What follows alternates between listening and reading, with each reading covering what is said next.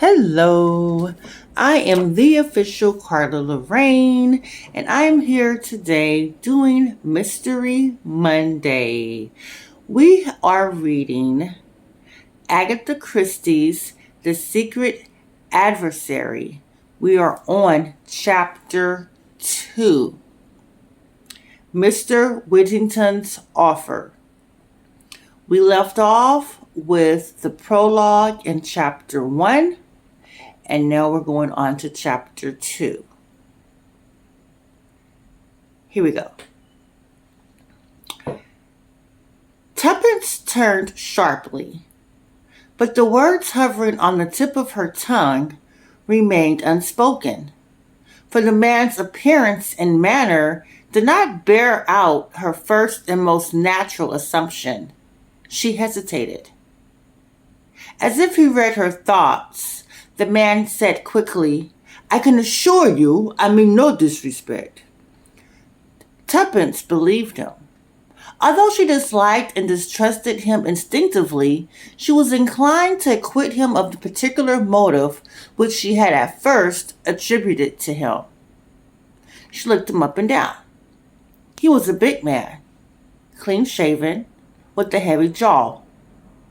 His eyes were small and cunning, and shifted their glance under her direct gaze. Well, what is it?" she asked. The man smiled. "I happened to overhear part of your conversation with the young gentleman in Lyons." "Well, what of it?" "Nothing, except that I think I may be of some use to you." Another inference forced itself into Tuppence's mind. "You followed me here." "I took that liberty." "And in what way do you think you could be of use to me?" The man took a card from his pocket and handed it to her with a bow. Tuppence took it and scrutinized it carefully. It bore the inscription, "Mr. Edward Whittington." Below the name were the words, "Estonia Glassware Company, Co." and the address of a city office. Mr. Whittington spoke again. "If you will call upon me tomorrow morning at 11 o'clock, I will lay the details of my proposition before you." "At 11 o'clock?" said Tuppence doubtfully. "At 11 o'clock. Tuppence made up her mind. "Very well, I'll be there." "Thank you. Good evening." He raised his hat with a flourish and walked away. Tuppence remained for some minutes gazing after him. Minutes. Took minutes for him to get out of her gaze. He walked slow. Then she gave a curious movement of her shoulders, rather as a terrier shakes himself. "The adventures have begun," she murmured to herself. "What does he want me to do, I wonder? There's something about you, Mr. Whittington, that I don't like at all. But on the other hand, I'm not the least bit afraid of you. And as I've said before, and shall doubtless say again, little Tuppence can look after herself, thank you." And with a short, sharp nod of her head, she walked briskly onward. As a result of further meditations, however, she turned aside from the direct route and entered a post office. There she pondered for some moments, a telegraph form in her hand. The thought of a possible 5 shillings spent unnecessarily spurred her to action, and she decided to risk the waste of 9 pence. Disdaining the spiky pen and thick, black treacle with a beneficent government had provided, Tuppence drew out Tommy's pencil, which she had retained, and wrote rapidly, "Don't put an advertisement. We'll explain tomorrow." She addressed it to Tommy at his club, from which in one short month he would have to resign, unless a kindly fortune permitted him to renew his subscription. "It may catch him," she murmured. "Anyway, it's worth trying." After handing it over to the counter, she set out briskly for home, stopping at a baker's to buy 3 penny worth of new buns. Later, in her tiny cubicle at the top of the house, she munched buns and reflected on the future. What was the Estonian Glassware Co., and what earthly need could it have for her services? A pleasurable thrill of excitement made tuppence tingle. At any rate, the county vicarage had retreated into the background again. The morrow held possibilities. It was a long time before Tuppence went to sleep that night, and when at length she did, she dreamed that Mr. Whittington had set her to washing up a pile of Estonian glassware, which bore an unaccountable resemblance to hospital plates. It wanted some 5 minutes to 11 when Tuppence reached the block of buildings in which the offices of the Estonia Glassware Co. were situated. To arrive before the time would look over-eager. So Tuppence decided to walk to the end of the street and back again. She did so. On the stroke of 11, she plunged into the recesses of the building. The Estonia Glassware Co. was on the top floor. There was a lift, but Tuppence chose to walk up. Slightly out of breath, she came to a halt outside the ground glass door with the legend painted across it, Estonia Glassware Co. Tuppence knocked.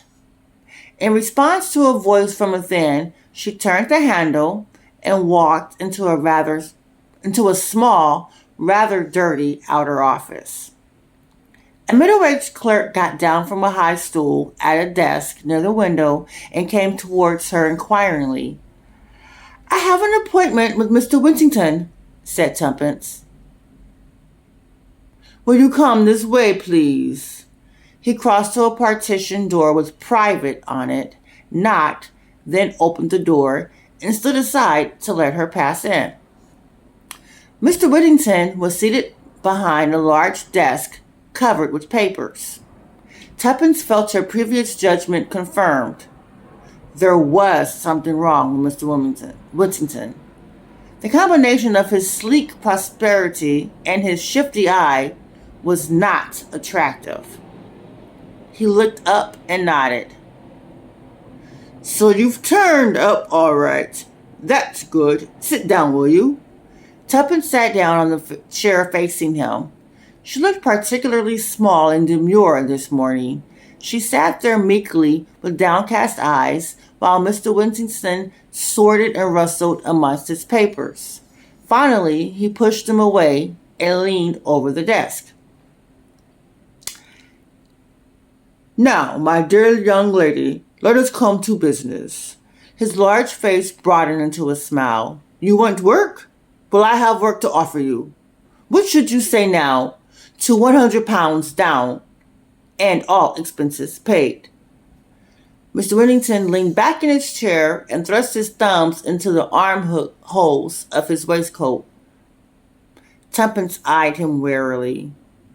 "And the nature of the work?" she demanded.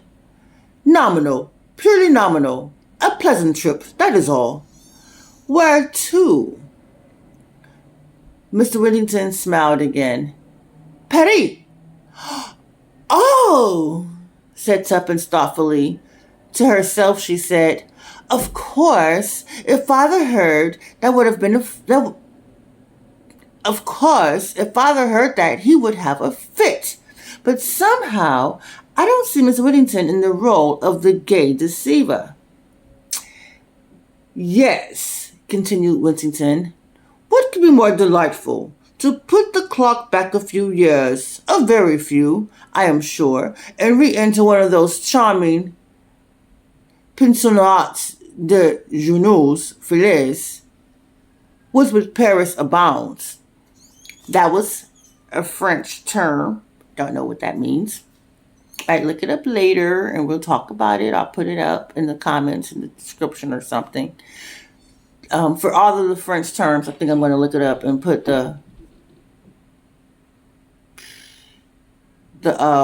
translations and the descriptions. Unless you know them, then put them in the comments. But I'm still going to put them in the descriptions probably. Tuppence interrupted him. A pensionnat? Exactly. Madame Colombiers in the Avenue de Neuilly. Tuppence knew the name well. Nothing could have been more select. She had had several American friends there. She was more than ever puzzled. You want me to go to Madame Colombiers? For how long? That depends. Possibly 3 months. And that is all? There are no other conditions? None whatever. You would, of course, go in the character of my ward, and you would hold no communication with your friends. I should have to request absolute secrecy for the time being. By the way, you are English, are you not? Yes, yet you speak with a slight American accent. My great pal in hospital was a little American girl. I dare say I picked it up from her. I can soon get out of it again. On the contrary, it might be simpler for you to pass as an American. Details about your past life in England might be more difficult to sustain. Yes, I think that would be decidedly better. Then, one moment, Mr. Whittington. You seem to be taking my consent for granted. Whittington looked surprised. Surely you are not thinking of refusing. I can assure you that Madame Colombiers is the most high-class and orthodox establishment, and the terms are most liberal. Exactly, said Tuppence. That's just it. The terms are almost too liberal. Mr. Whittington, I cannot see any way in which I can be worth that amount of money to you. No, said Whittington softly. Well, I will tell you. I could doubtless obtain someone else for very much less.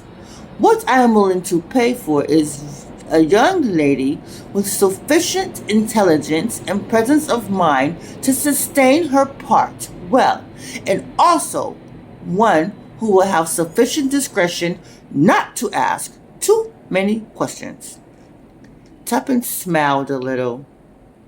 She felt that Whittington had scored. There's another thing. So far there has been no mention of Mrs. Her. There's another thing. So far, there has been no mention of Mr. Beresford. Where does he come in? Mr. Beresford? My partner, said Tuppence with dignity. You saw us together yesterday. Oh, yes, but I'm afraid we shan't require his services. Then it's off. Tuppence rose. It's both or neither. Sorry, but that's how it is. Good morning, Mr. Whittington. Wait a minute. Let us see if something can be managed. Sit down again, miss. He paused interrogatively.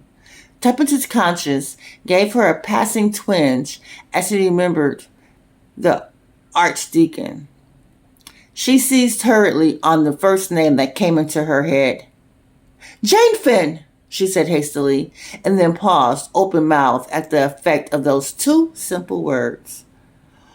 All the geniality had faded out of Whittington's face. It was purple with rage, and the veins stood out on the forehead. And behind it all, there lurked a sort of incredulous dismay. He leaned forward and hissed savagely. So that's your little game, is it?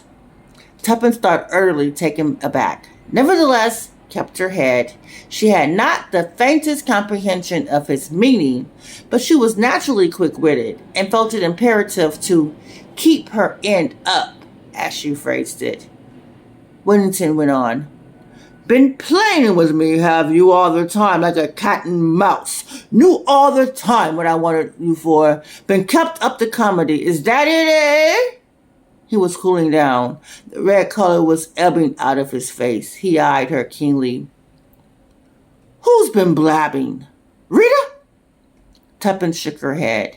She was doubtful as to how long she could sustain this illusion, but she realized the importance of not dragging an unknown Rita into it. No, she replied with perfect truth. Rita knows nothing about me. His eyes still bored into her like gimlets. How much do you know? He shot out. Very little indeed, answered Tuppence, and was pleased to note that Whittington's uneasiness was augmented instead of allayed. To have boasted that she knew a lot might have raised doubts in his mind. Anyway, snarled Whittington, you knew enough to come in here and plump out that name.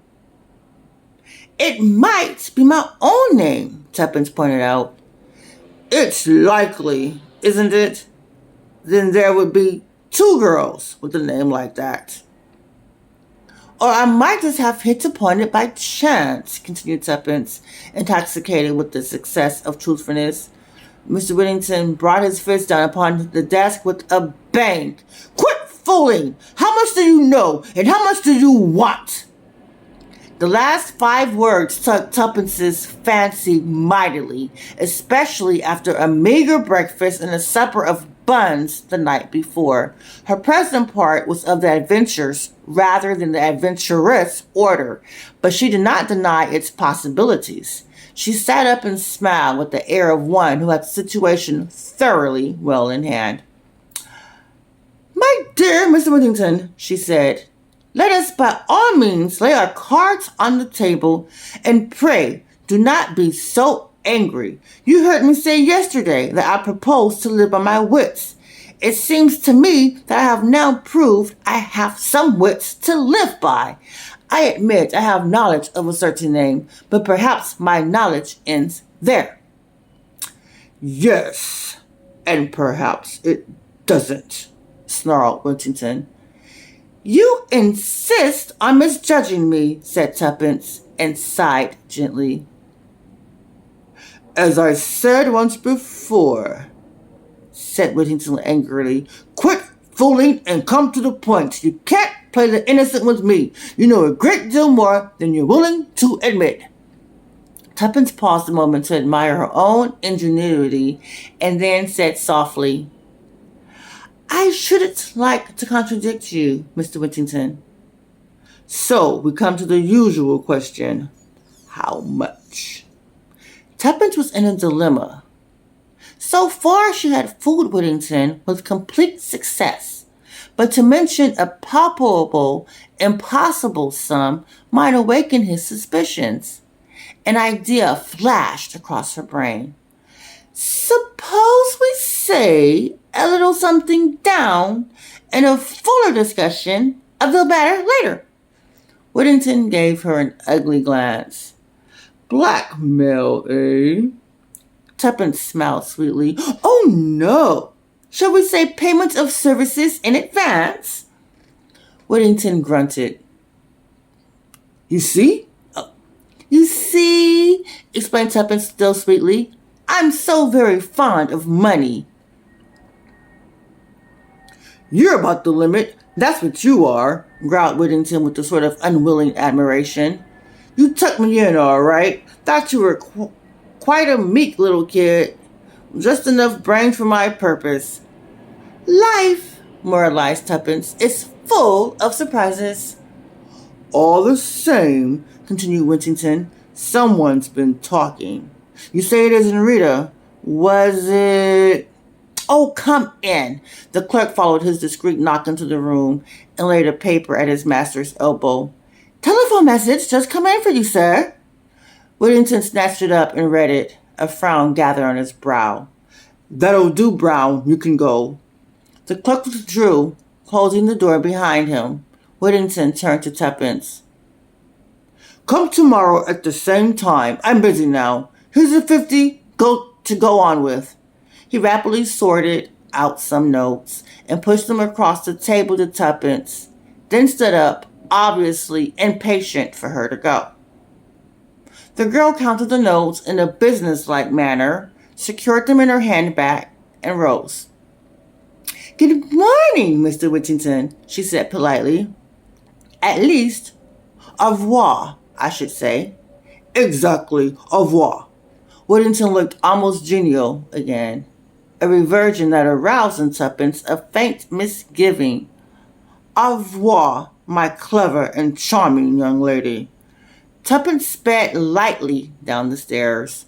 A wild elation possessed her. A neighboring clock showed the time to be 5 minutes to 12. "Let's give Tommy a surprise," murmured Tuppence, and hailed a taxi. The cab drew up outside the tube station. Tommy was just within the entrance, his eyes open to their fullest extent as he hurried forward to assist Tuppence to alight. She smiled at him affectionately and remarked in a slightly affected voice, "Pay the thing, will you, old bean? I've got nothing smaller than a 5-pound note." And that, my dears, is the end of Chapter 2 of Agatha Christie's The Secret Adversary, which we will be continuing until we get to the end. Don't forget to like, comment, and subscribe. Watch the first video. It has the prologue and chapter 1. If you haven't already, give me a thumbs up and click notifications so you know when new things are posted. And I'll see you guys all on the next one. Love you. Bye.